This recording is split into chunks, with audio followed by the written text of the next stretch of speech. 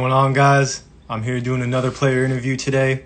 Today I'm going to be interviewing one of the newest signees with the University of Bradley, 6'3" guard, Terry Roberts.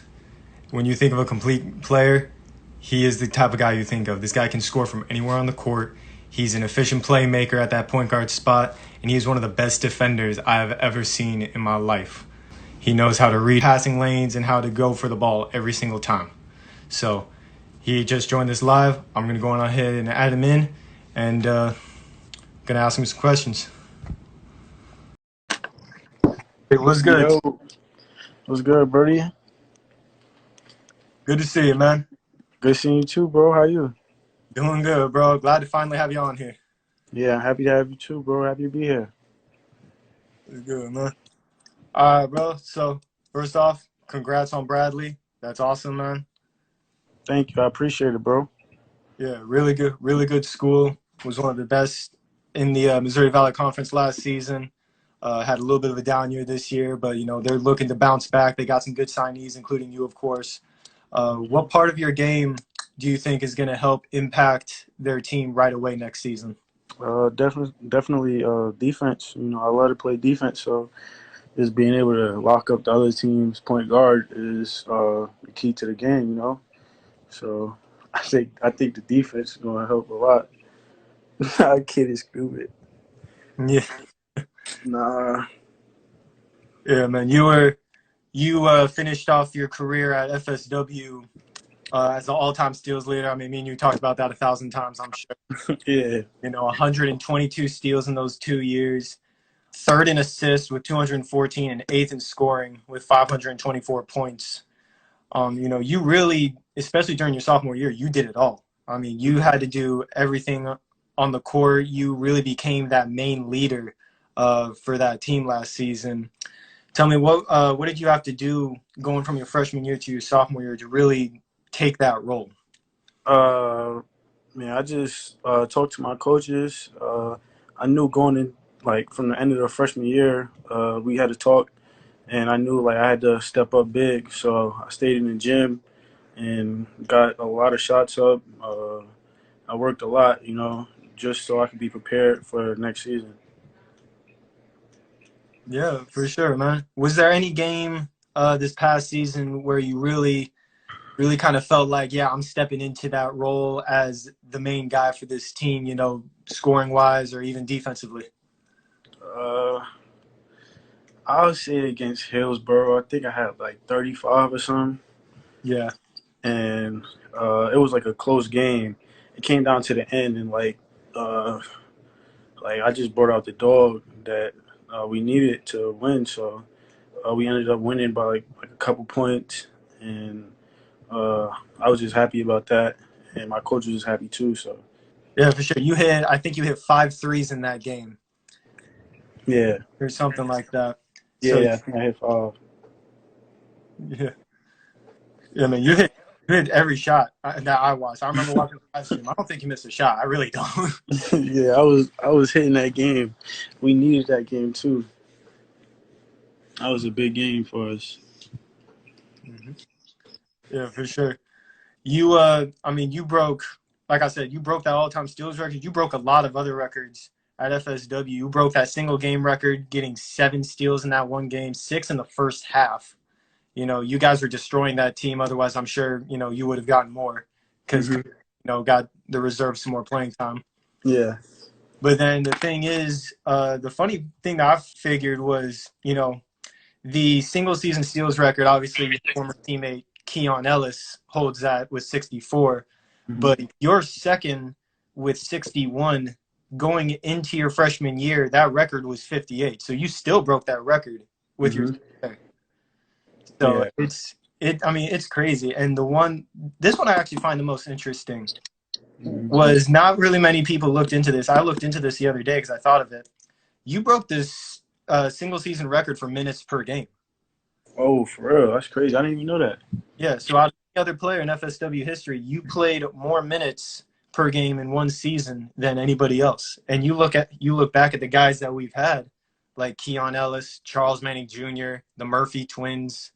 It's It's crazy to think that you're that guy that has that record. Yeah, yeah, that's crazy, bro. I didn't even know that. Yeah, it's really cool. So in high school, you played at Believe Prep. Uh, I saw some highlights. I was looking at some highlights from you back in high school when you played Oak Hill. You Hmm. got to, you were that guy that had to guard Cole Anthony, who's now with the Orlando Magic, Hmm. and Cameron Thomas, who was the leading scorer in the SEC with LSU this past year. He's going into the draft. Is there anyone that you've played against where you look back and you're like, man, I guarded that dude. I had to play against that guy. Uh, I mean, in a real game, I'd say probably like Cole and all them because he's in the league now. But outside of a real game, I played with pros all the time, like NBA players. So like it wasn't really nothing too big playing against like Cole Anthony or like the Cam kid. So I was ready for it. It was a well hyped game, and I was ready for it. I was ready. I mean, going against Oak Hill, no matter who they have, that's going to be a big game. Do you remember that game at all? Like the intensity, the what was the atmosphere of that game? Do you remember? Yeah, the game was crazy. Like from the start, like they had the cameras from the start. It was going crazy in the layup lines. Like dude was doing between the legs, So but our team was like a little intimidated. Like they didn't really want to play. They was like kind of scared or whatever. But um, once the game started going, like I ain't gonna lie, from the start I was killing like killing Cole, the Cam kid, and then they had some other kid. I think Derek, whatever. I was killing all of them, and like it got to a point where like my coach took me out for a little bit because I think I got into foul trouble or whatever, and like their fans was like telling my coach to put me back in the game. Like it was crazy, and then they coach Steve Smith came and talked to me whatever, and he was like basically saying like he wish he could have had me at his school. So like, I was proud. I was happy about that game. Whatever it brought a lot of eyes on me. Yeah, well deserved. I remember seeing the highlights. The one that really caught my eye was you drove the baseline and you went up and you almost dunked it on top of their 7 footer Kofi Coburn. Oh yeah, oh And yeah. I should have dunked that. I ain't gonna lie. I should have dunked that one. I man, should have dunked that one. I mean that's impressive because that shows that you're not afraid. A lot of guys would be too intimidated to do that. Oh yeah, nah. I'll never be afraid. I'm from New York. Oh, I'm from New York. absolutely, man. Got to have that intensity, bro. Yeah. Have it. So so I'm sure getting that kind of high recognition. You had some offers coming out of high school. What was it about FSW that made you want to go through that junior college route? I had to go JUCO because my grades was bad. So uh, FSW stood out. Like I only took one visit, and uh, it was really between Northwest and FSW, and I only went on one visit, and that was FSW, and I fell in love with it like the day I got here. The team was cool, everybody was cool, and I was like, yeah, I can see myself being here. So I just was like, yeah, I'm gonna make that move. And I Yeah, came with one of my teammates. Actually, one of my teammates was on the visit with me, so we was there together, and we had a good time. We both liked it. it was good, man. You came here your freshman year. You played with a team that only had one loss in regular season, had that one loss in state tournament, and still managed to earn. I think it was a sixth seed in the national tournament, still earning a first round bye. Yeah, It was, I mean, that team was insane. You guys, yeah. 8 guys went off to play at the Division I level, including Keon, who's at Alabama, and Barrick at Iona, who both were in the tournament this last year. So Hmm. you guys had a very talented team, Hmm. and you mainly came off the bench behind Jalen Finch and still managed to earn all conference honors, being Hmm. named to the second team all conference uh, during your freshman year. So what was the environment like with that team? Like how competitive was it in practice every day? Practice was a dogfight every day. Like we would do like freshmen versus sophomores, and it would be crazy. Like we all loved to go at each other, and I think that's why our team was so good because like we wasn't scared of anybody. Right when we got on the floor, we was like ready to go at everybody. And just being in practice with those guys every day made me a lot better and got us more prepared for the games. The freshman was killing the sophomores. The freshman was killing the sophomores. Yeah, man. I love watching it this past season before the games when you guys would go at each other and too. Hmm. It was always that competitive atmosphere. Yeah, we was killing them boys this year in practice. Yeah. So I know you and your teammate from this past year, Rajon Blackwell, who played a year at Combine Academy. You guys went against one another during your freshman year. I know you guys are from the Oh same. no, I didn't play. I didn't play that game, but yeah, I didn't play that game, but yeah, we did versus Rydon my freshman year. Yeah, so I know you guys know each other personally from back before your time at FSW. Did you play a little bit of a part in his recruitment coming to FSW? Oh yeah, definitely. Like that's my guy. I know how he plays, and we play good together. So I thought like we would benefit each other. Both being there. And like I know his game, he knows my game. So us being together will help each other perfectly fine. Like we would fit together perfect. So I mentioned how you were second team all conference this after your freshman season. Hmm. Uh, Following your sophomore season, you were named not just to the first team all conference this year, which came as no surprise to anyone, but you were named to the all state team. You led the entire state in steals per game with 3 steals a game, which actually ranked fifth nationally. And then you were also named, of course, to the all tournament team after you guys had 2 very good games against State College of Florida and then Indian River. Hmm. So, is there any what accolade that you achieved this season really kind of sticks out? Does any of them really stick out to you? Like, yeah, there we go. All right, I did that. Yeah, definitely the steals. Definitely the steals. That's big. Just being able to lock up your the guy you guarded. So that was I was happy about that one. I was real happy about that one. Yeah, I think if if obviously the NJCAA doesn't really have as many awards as that NCAA conferences, but Hmm. I think if they had a Defensive Player of the Year award, it would be you across the state. Like, there's no doubt. I mean, not even Yeah. with steals, but with blocks. I remember you had some crazy, LeBron type chase down blocks this season. Oh yeah, You yeah. just pinned him against the glass, and I'm like, oh, okay, I guess he's not making that. Yeah. So you got you had a lot of offers even before the season. You had a few offers, including towards the end of the season. You got ones from Bradley University, obviously, but also Wichita State, South Florida, uh, UAB, Akron, a few other good schools. What about Bradley stood out to you that made you want to choose that as a Uh, destination?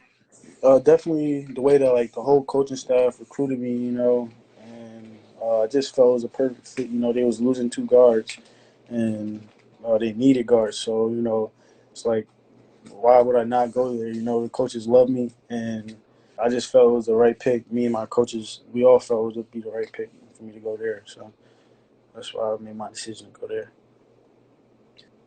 Yeah, that's a good reason. They're losing those 2 guards, like you said. That will give you a prime spot to show up and do your thing and show them why they made the right decision recruiting you. Hmm. So, is there the Missouri Valley Conference, which is the conference they're in, is a very good one.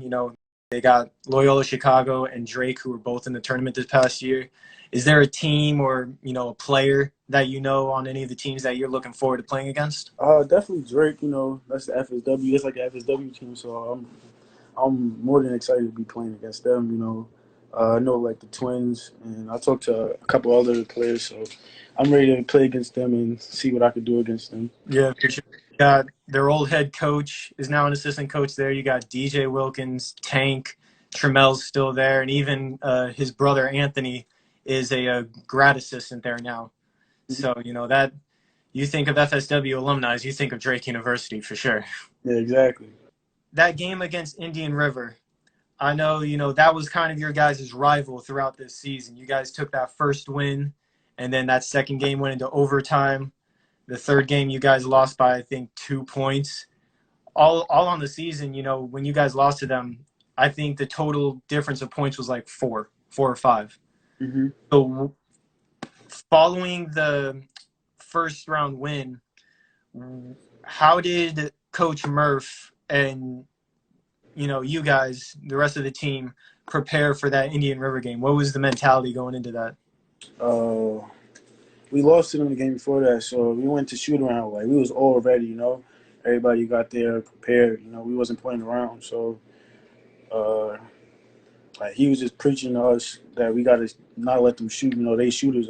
That's a team full of shooters. So, um, he was just preaching that, and we all went hard in a pregame warm up or whatever. So, uh, I think we went to the game good, but just like a few mistakes that went on throughout the game that cost us the game. There, you know, every game's gonna have a few things where you look back and you want to do different. Hmm. You guys still did a really good game. I mean, you guys only lost to them by one shot. So it's not like it was a blowout. You guys held in there. You guys had the lead for, quite a bit of the game too. So you Yeah, gave their money. I know losing Modibo during that game hurt as a post presence because he yeah, had a big body to go against number 40. I forget his name, but that was a big body as well. yeah, So the injuries played a factor there as well. But overall, it was still a very very good game. yeah. It was. I was just upset about that whole game. We were supposed to win that game. Yeah, it was a hard one, man. You guys had probably, in my opinion, you guys had probably the best shooting team uh, that FSW's had as far as like offensively shooting from around the perimeter. I think the only other team I would consider would be uh, the team from the year before you got there. Okay. Maddox and his brother, along with Charles and all of them. Hmm. But the one other game that I wanted to ask you, there are two more games I wanted to ask you about. Uh, I touched on this earlier. This game where you had 7 steals against Palm Beach State. Okay. What went through your mind when you kind of realized that you got that record, or did you kind of I didn't know I had the record until after the game. I didn't know. I knew I had 6 steals, and then at halftime I knew I had 6 steals. So when I knew I had six, I was like, all right, I'm gonna just start gambling, and I'm gonna get these steals, so I can get the record. But I didn't really realize, like, I wasn't really too focused on the record until like after the game. But I was excited when I found out I got it. Yeah? What's your I've always wanted I've always wanted to ask you honestly. When you're playing defense, what's going through your mind? Is it just is it kind of blank and you're just kind of going from muscle memory, or is there something going through your mind when you're playing defense? I'm just a read and react guy, so like I'm gonna just read how he's playing and react to him, like and just kind of like outsmart him. Like that's how I play defense. I think of something I would do, and then just you know put that to the other player and try to stop him like that. Yeah, that's perfect defense there. That's Yeah. awesome. The second game that I wanted to mention, uh, the game against State College of Florida. I want to say this was actually sophomore night. You had the second most assists in FSW history in a single game, 13 assists. I want to say you had like 8 in the first half or something. You averaged 5.6 assists per game, fourth in Florida. Uh, what during this season you made a big jump as far as playmaking wise, handling the ball and finding your teammates open. Was there anything that you did in the off season or during season where you kind of got more comfortable with your teammates, knowing where they were going to be during certain plays? Yeah, just everything in practice, going over the plays and everything. Like I knew where my teammates were gonna be at, so it just made it that much easier for me.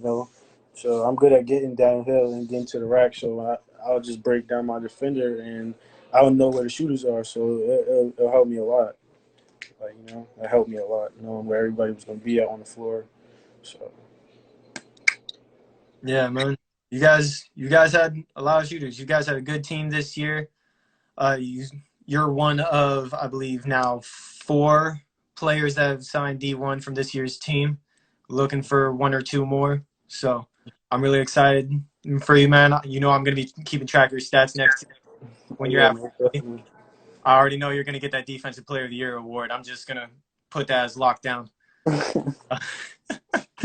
All right, man. I really appreciate you doing this with me, man. Thank you, bro. I appreciate you having me up here.